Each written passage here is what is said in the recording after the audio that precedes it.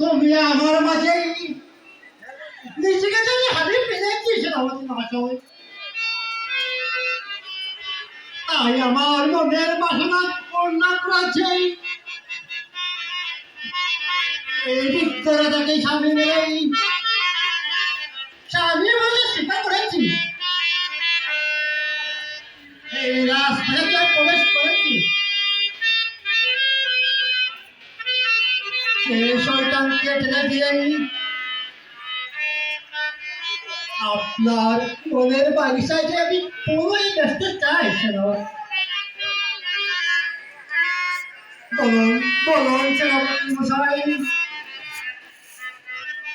আমি পুরো হয়ে ব্যস্ত থাকতে পারবো কি না?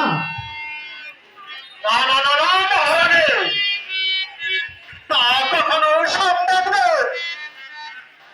আমি যেই সেই মহারাজের বেতনমুক্ত কর্মচারী, আর সেই কথা মহারাজ জানলে আমাকে জনবাতাসে গর্জন দেবে মহারানী।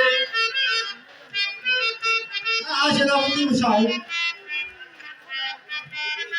মহারাজকে হত্যা করতে তো পারবেন না।